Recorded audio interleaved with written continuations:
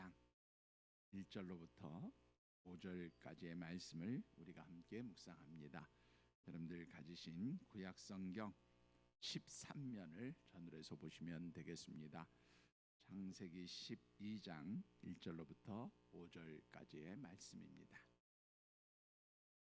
이 주신 말씀을 쳤은 줄 알고 함께 말씀을 교독으로 들어 읽을 때에 이 말씀이 오늘 우리 모두에게 주시는 하나님의 음성으로 들려지게 되기를 주님의 이름으로 축원합니다. 우리 교독으로 말씀 받들어 읽겠습니다. 1절입니다. 여호와께서 아브라함에게 이르시되 너는 너의 고향과 친척과 아버지의 집을 떠나 내가 네게 보여줄 땅으로 가라.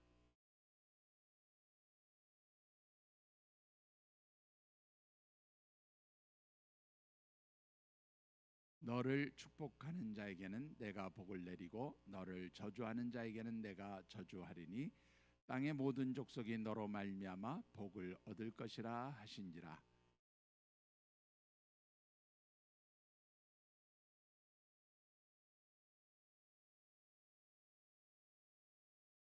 마지막 5절의 말씀은 우리 한 목소리로 같이 받들어 읽겠습니다. 아브라함이 그의 아내 사레와 조카 롯과 하란에서 모은 모든 소유와 얻은 사람들을 이끌고 가나안 땅으로 가려고 떠나서 마침내 가나안 땅에 들어갔더라. 아멘. 예, 마음을 여는 이야기 우리 먼저 한번 조용히 개인적으로 소리 내지 마시고요. 한번 읽어보시죠. 우리 영상 자료를 보셔도 되고요.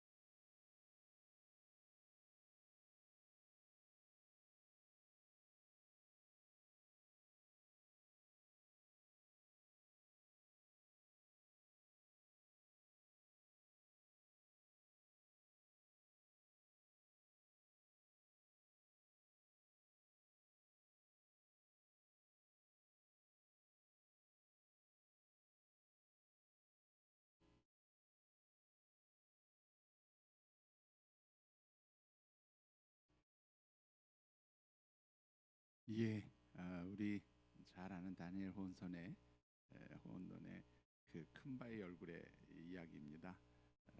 뭐 내용은 다 읽어보셨고 다 아시는 내용이니까 따로 제가 설명드리지 않겠고요. 그 큰 바위 얼굴을 닮아간 그 어니스트 한 소년이 노인이 되었을 때 이미 큰 바위 얼굴을 닮은 아름다운 그런 인격을 가진 사람이 되었음을 이야기하는 그런 소설입니다. 우리 성경에는 우리의 큰 바위가 되시는 우리 예수님을 닮은 많은 믿음의 사람들이 있습니다. 특별히 올해부터 시작해서 우리 제 계획으로는 고난주간마다 한 4년 걸쳐서 이렇게 믿음의 사람들을 묵상하면 한 20명 정도 믿음의 사람들을 묵상할 수 있지 않을까 그렇게 생각해서 주제를 믿음의 사람들 그 영적 발자취를 따라서 걷다라는 주제를 가지고 그렇게 한 20여 명의 믿음의 사람들을 묵상해 보려고 생각하면서 말씀을 준비했습니다. 오늘 첫 번째로 우리가 함께 이제 묵상해 보는 사람은 아브라함으로부터 시작이 되어지는데 아무튼 우리가 이 믿음의 사람들을 묵상해 가면서 그들의 믿음의 발자취를 보고 그 길을 따라감으로써 우리도 역시 우리의 큰바위 되신 예수님의 그 아름다운 인격과 품성을 닮아가시고 그리스도의 장성한 분량이 충만한 데까지 이르시는 위한 믿음의 얼굴을 가진 그러한 하나님의 백성들, 믿음의 가족들이 되어지시기를 주의 이름으로 축원합니다. 자, 오늘 우리가 함께 읽은 하나님 말씀은 너무나 잘 아는 아브라함을 하나님께서 갈대아 우르 땅에서 불러내시는 그러한 말씀입니다. 하나님께서는 아브라함을 갈대아 우르 땅에서 불러내시고 그에게 보여줄 땅으로 가라 그렇게 말씀을 하셨습니다. 자, 하나님께서 아브라함에게 보여주실 땅 어디였습니까? 어디였습니까? 그리고 이 땅은 어떤 땅이었는가 하는 것입니다. 먼저 우리 창세기 12장 1절, 5절 그리고 참고 말씀인데요. 7절을 같이 한번 받들어 읽어보겠습니다.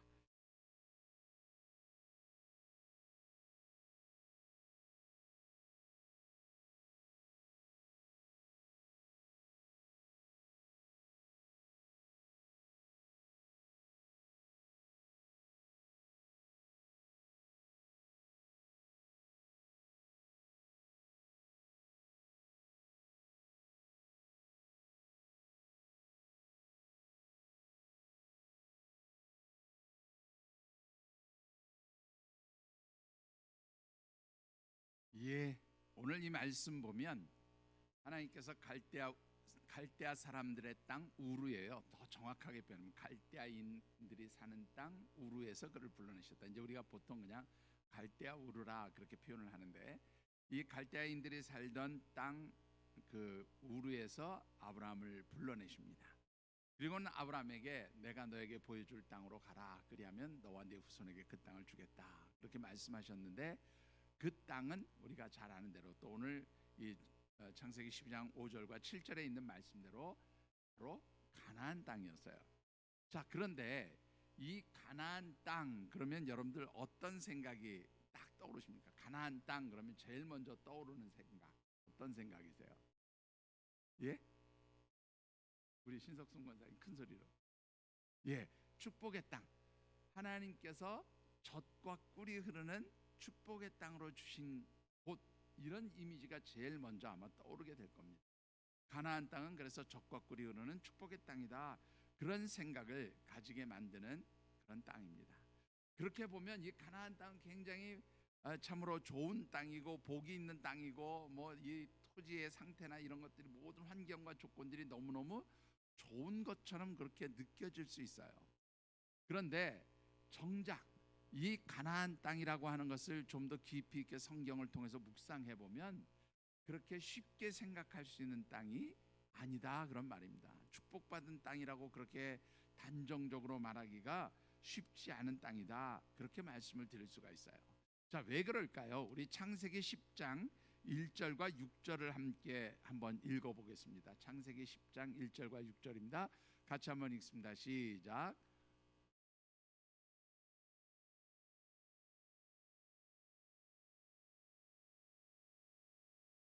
6절입니다.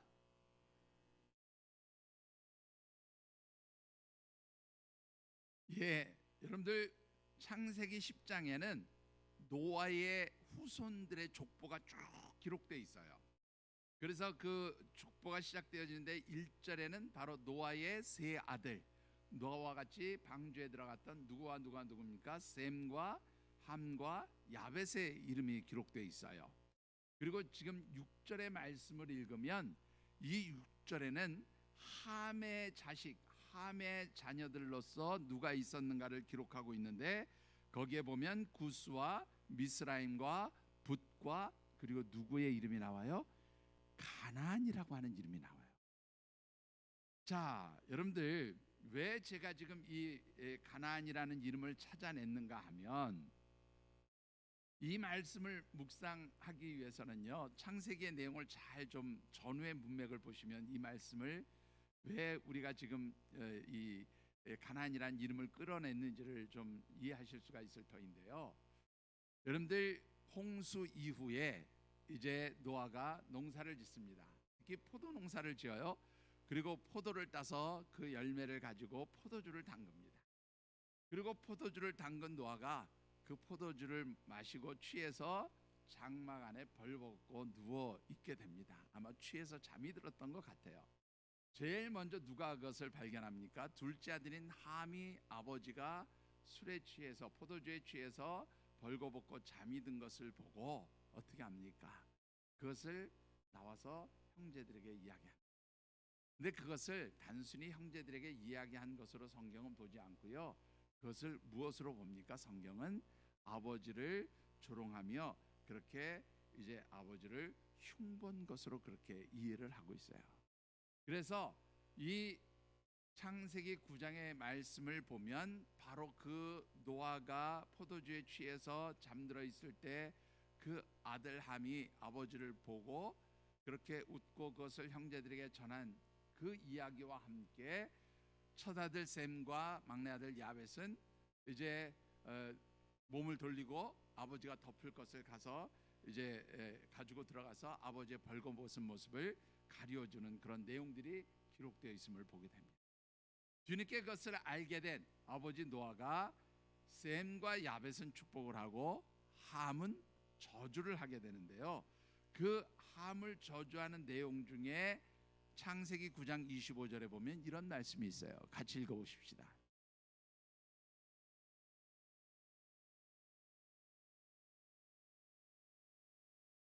예, 아브라함이 그의 둘째 아들 함을 저주하는데 그 함의 아들 중 하나인 가나안의 이름을 가지고 그를 저주를 해요. 그 얘기는 이 가나안 땅이라고 하는 것은 누가 살던 땅이냐면 그 함의 자식 중에 가나안 부족들이 살던 땅이 가나안 땅이에요. 그래서 가나안이라고 하는 이름이 붙은 겁니다. 그렇다면 이 땅은 축복받은 땅이 아니라 무슨 땅이에요? 저주받은 사람들이 사는 저주받은 땅이었다, 그런 얘기입니다. 여러분들, 지금까지 우리가 생각할 때 가나안 땅은 젖과 꿀이 흐르는 땅, 복받은 땅, 살기 좋은 땅인 것처럼 생각했지만 원래 이 가나안 땅이 가지고 있는 이미지는 뭐냐면 하나님께 저주받은 사람들이 사는 땅이에요. 저주받은 땅입니다. 그러면 왜 하나님께서는 이 저주받은 땅으로 하나님이 택하여 부르신 아브라함을 들어가게 하셨느냐라는 거예요. 아니, 하나님 택하여 부르셨으면 좋은 땅, 살기 좋은 땅, 복된 땅에 가서 살도록 해주셔야지 왜 저주받은 사람이 있는 땅에 그를 들어가게 하셨냐, 그 말이에요. 여기에 굉장히 중요한 영적 의미가 담겨 있음을 보게 됩니다. 여러분들, 하나님께서는 이 저주받은 땅, 그 가나안, 그래서 저주받은 사람들이 살고 있는 그 땅을 바꾸기를 원하시는 거죠. 변화시키기를 원하시는 거예요. 그래서 누구를 보내셔요? 하나님이 부르시고 택하신 아브라함을 보내시고 그를 통해서 하나님의 통치와 다스림을 받는 그러한 새로운 땅으로, 새로운 그러한 복이 되어지는 땅으로 그 땅을 변화시키기 원해서 하나님은 아브라함과 그를 택하여 부르셨다, 그의 가정을 택하여 부르셨다라고 하는 것입니다. 같은 맥락에서 우리가 살고 있는 이 세상은 정말로 인간들이 저지른 모든 죄악과 악함으로 인해서 저주받은 곳이에요. 정말로 하나님의 역사가 일어나기가 어려운 그러한 세상이 바로 우리가 살고 있는 그러한 곳입니다. 이러한 곳에 왜 하나님은 독생자 예수 그리스도 주님을 보내어 주셨고 그 주님을 통해서 우리가 하나님의 부름을 받은, 하나님의 택함을 받은 하나님의 자녀요 하나님의 백성들이 되게 하셨느냐 하는 것입니다. 그것은 바로 이 하나님의 진노와 저주의 그런 하나님의 진노와 저주 앞에 놓여진 이 세상을 하나님이 새롭게 바꾸기 원하셔서 오늘 저와 여러분들을 부르신 줄 믿습니다. 이제 우리가 이 세상, 이 땅을 바꿔야 돼. 아브라함처럼 하나님의 진노와 저주 앞에 있는 이 세상과 이 땅을 이제 축복의 통로로, 복의 근원으로 부름을 받은 우리를 통해서 하나님이 이 세상을 바꾸시기 원하시는 줄 믿습니다. 그래서 여러분들이 좀 그런 당당한 자부심을 가지고 사시면 좋겠어요. 내가 하나님의 택한 백성, 하나님의 자녀로 하나님이 나를 부르시고 택하신 것은 나로 하여금 이 세상을 어떻게 해요? 변화시키기를 원하신다. 나를 통하여서 하나님 이 세상을 축복하기를 원하신다. 나를 통하여 이 저주받은 땅을 하나님께서 복된 땅으로 바꾸기를 원하신다. 그래서 나는 하나님의 택함을 받았다라고 하는 그러한 하나님의 백성, 하나님의 자녀로서의 당당한 자부심과 함께 정체성을 가지시게 되기를 주의 이름으로 축원합니다. 분명 하나님께서는 베드로전서 2장 9절에 그렇게 말씀하시잖아요.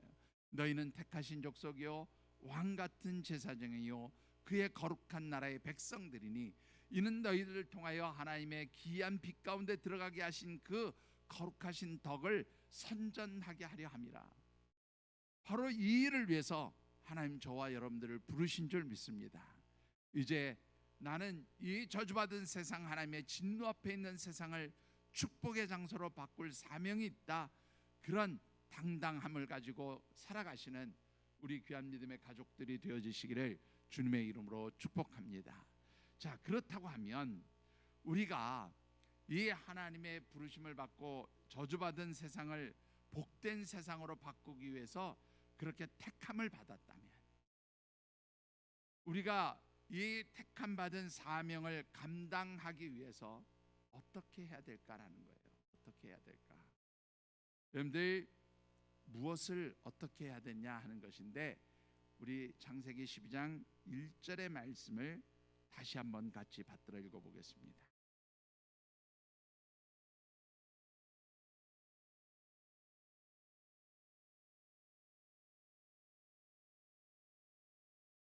자, 하나님께서 이 저주받은 가나안 땅을 바꾸기 위해서 누구를 부르셨어요? 아브라함 부르셨어요. 근데 부르시고 나서 아브라함에게 너 여기서 그 땅을 축복의 땅으로 바꿔라 한 게 아니라 어디로 들어가게 하십니까? 그 저주받은 땅으로 가라고 말씀하세요. 근데 그 저주받은 땅 가나안으로 가기 위해서 아브라함에게 무엇을 요구하십니까? 여러분들 여기에 보시면 너는 무엇을 떠나라? 고향과 친척과 무엇까지도요? 아버지의 집을 떠나 내가 너에게 보여줄 땅으로 가라. 그렇게 말씀하고 있어요. 여러분들 고향과 친척과 아버지의 집을 떠난다는 것이 단순하게 지금까지 맺고 있던 어떤 인간관계, 가족관계를 끊고 이제 떠나라, 그런 정도의 단순하게 생각할 문제가 사실은 아니었다라는 것을 아셔야 합니다. 여기서 하나님께서 아브라함에게 떠나라고 얘기하셨을 때 이 안에는 무엇을 전제하고 있는가 하면, 지금까지 네가 누리고 있던 삶의 자리에서 가지고 누리고 있던 그 모든 것들을 어떻게 해요? 포기하고 떠나라, 그렇게 말씀하시는 거예요. 여러분들 잘 아시는 대로, 이미 앞서 말씀을 드린 대로 하나님께서 아브라함을 택하여 부르신 곳은 갈대아인들이 살던 우르 땅에서 그를 부르셨습니다. 자, 이 갈대아인들의 땅 우르에서 아브라함을 불렀을 때 어떤 일들이 일어났습니까? 창세기 11장 31절과 32절의 말씀을 같이 받들어 읽어보겠습니다.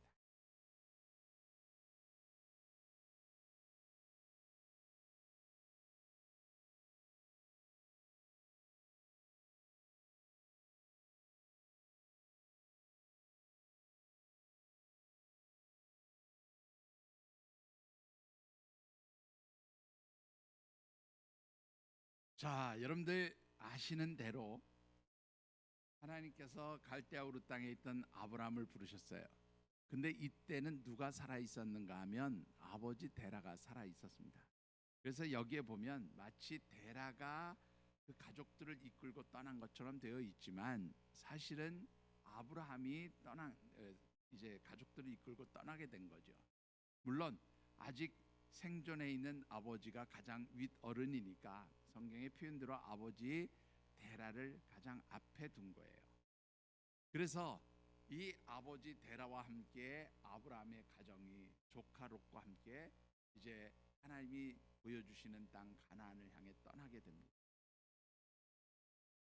가다 머무른 장소가 어디였어요? 하란이라고 하는 곳입니다. 하란 땅에 머물게 돼요. 그런데 여러분들, 이 하란 땅은 잠시 거쳤다가 바로 출발하는, 잠시 2, 3일 묵었다가 좀 정비하고 기운을 회복하고 그렇게 가나안 땅을 향해 출발하는 어떤 중간 기착지 내지는 좀 잠시 쉬는 장소로 생각해야 될 것인데, 오늘 성경의 본문을 보면 그렇게 말씀하지 않고 있다는 것입니다. 여러분들, 아브라함은 갈대아 우르 땅에서 하란 땅에 도착했을 때에 오랜 시간을 아마 지체했던 것으로 그렇게 보여집니다. 얼마나 오랜 시간을 지체했을까요?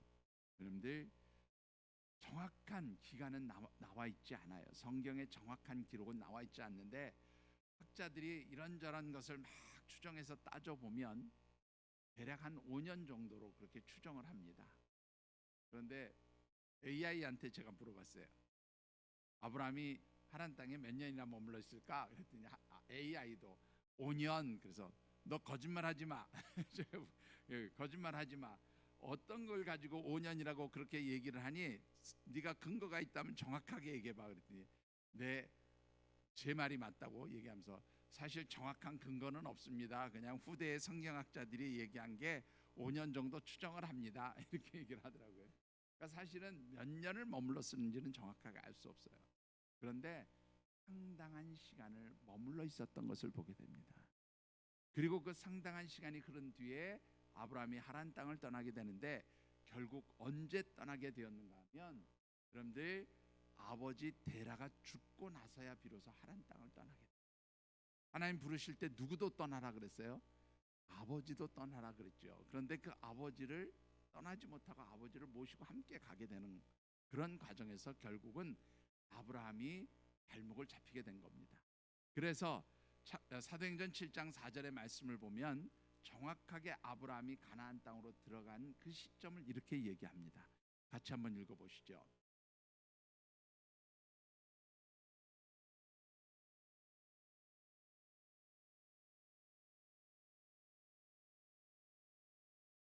예, 아버지 데라가 죽은 아버지 데라가 205세에 죽게 되어지는데, 205세 그 아버지가 죽은 이후에 이제 아브라함이 가나안 땅을 향해서 떠나게 됩니다.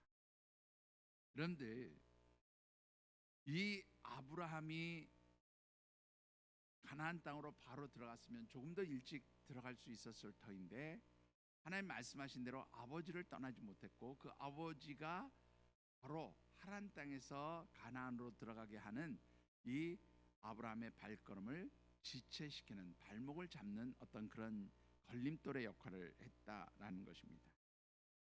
여러분들, 아주 재미있는 것은 이 아브라함의 아버지 이름 데라라고 하는 이름이잖아요. 갈대아 우르어로 데라인데요, 이 데라라는 이름이 히브리어 어근하고 이렇게 연결을 시키면 아주 독특한 이름 뜻이 돼요. 이게 뭐냐면 지체시키다, 머물게 하다, 그리고 이렇게 뭐죠?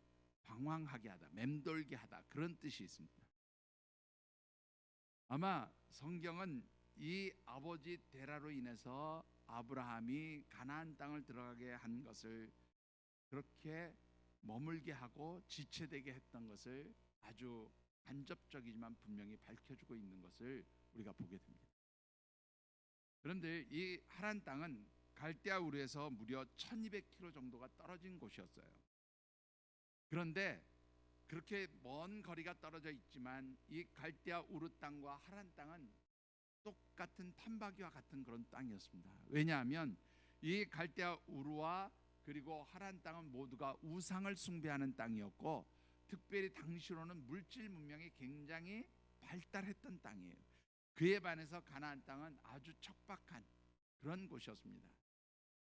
적절한 비유가 되려는지 모르겠지만, 만약에 당시에 이 갈대아 우르 땅 하란 땅을 지금 뉴욕 가장 번화가인 5번가라 그럴까요? 뭐 하여튼 그 뉴욕의 가장 번화한 자리가 갈대아 우르 땅이었다면, 가나안 땅은 우리 강원도 저 설악산이나 아마 뭐 태백쯤 되는 그러한 척박한 곳이라고 보시면 틀림이 없습니다. 그 정도로 문명의 차이가 나는 곳이었어요. 근데 하나님께서는 이 갈대아 우르와 하란 땅을 떠나라고, 그래서 가나안 땅으로 들어가라고 그렇게 말씀하시는 것은 이 세상적인 것을 먼저 내려놓고 비우라고 얘기하시는 겁니다. 하나님 주신 사명을 감당하기 위해서, 하나님이 우리를 축복의 통로로 사용하기 위해서 택하여 부르셨다면 그 사명을 감당할 수 있는 우리가 되기 위해서는 우리로 하여금 무엇을 버려야 합니까? 우리를 지체시키는 이 세상의 물질적인 풍요, 혹은 인적인 관계, 혹은 또 이 세상적인 어떤 쾌락과 즐거움들, 이런 것들을 포기하고 내려놓으라고 그렇게 말씀하고 있는 것입니다. 사랑하는 우리 하늘쌤 가족들, 정말로 하나님께서 우리를 통하여 이 세상을 축복하시기를 원하시는 줄 믿습니다. 그런데 그 귀한 사명을 감당하려고 하는 우리의 발걸음을 가로막고 지체시키는 아버지 데라와 같은, 혹은 이 세상에 발달된 그 풍요로운 그런 물질 문명과 그것을 참으로 추구하는 우리의 육신의 정욕들, 혹은 어떤 우리의 인간관계들, 이러한 것들이 우리의 발목을 잡고 있다면 이제 주님 고난 당하신 이 사순절의 절기, 특별히 주님께서 십자가에 못 박히시는 이 고난의 절기에 우리의 모든 육신의 정욕과 그 우리의 영적 발걸음을 지체시키는 그러한 모든 것들을 주님의 십자가에 못 박게 되어지기를 주님의 이름으로 축원합니다. 사실 아브라함이 가나안 땅을 향해서 나가는 그 발걸음은 참으로 불투명하고 또 모든 것이 불확실했던 것은 틀림이 없습니다. 오히려 눈앞에 보여지는 것이 더 명확하고 더 풍성해 보이고 더 넉넉해 보이는 자리였습니다. 그럼에도 불구하고 하나님께서 그렇게 불확실하고 불투명한 가나안 땅을 향해서 나가기를 원하시는 것은 하나님을 믿고 나아가라는 거예요. 하나님 우리에게 명령하시는 것은 때때로 불투명하고 불확실한 것처럼 보일 때가 많습니다. 그러나 하나님을 믿고 신뢰하는 마음으로 그 하나님 말씀의 그 명령에 순종할 때에 불투명하게 보이고 명확하게 보이지 않는 그러한 하나님의 섭리와 계획들이 오히려 우리 가운데 하나님 뜻에 순종하고 세상의 것들을 내려놓고 버릴 때에 오히려 더 분명하게 우리에게 보여지게 되어지는 줄 믿습니다. 오늘 우리가 정말로 우리의 영적 발걸음을 지체시키는 그 모든 것들을 주님의 십자가에 못 박고 정말로 주신 사명을 향해서 달려가며 우리의 변화시켜야 될 가나안 땅을 향해 담대함으로 나가는 하나님 백성들이 되어주시기를 주의 이름으로 축원합니다. 그리할 때 하나님 우리에게 어떤 축복을 주십니까? 오늘 2절과 3절의 말씀을 같이 받들어 읽어보겠습니다.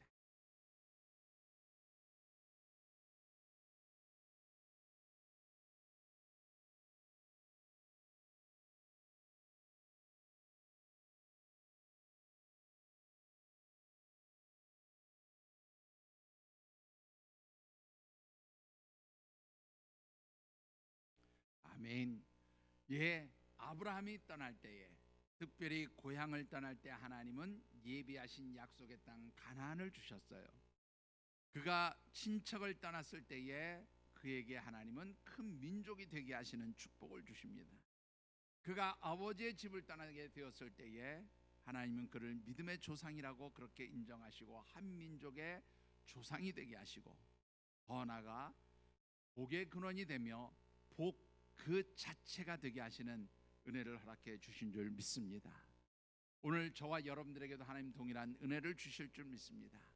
우리가 이 세상에서 포기하고 버려야 할 것들을 포기하고 버릴 때 우리가 우리의 모든 인간의 정욕, 육신의 정욕, 세상을 향한 그러한 모든 것들을 주님의 십자가에 못 박을 때 하나님 예비하신 그 놀라운 은혜와 축복들을 우리 모두에게 허락해 주시는 줄 믿습니다. 아브라함과 같은 믿음의 사람들로 그렇게 하나님 주신 꿈과 비전을 향해서 달려나가시고, 그래서 이 하나님의 진노 앞에 있는 저주받은 세상을 하나님이 기뻐하시는 천국 하나님 나라로 바꿔 가시며 하나님의 축복을 누리시는 아름다운 믿음의 얼굴을 가진 그러한 하나님의 가정 믿음의 사람들이 되어지시기를 주님의 이름으로 축원합니다. 기도하겠습니다.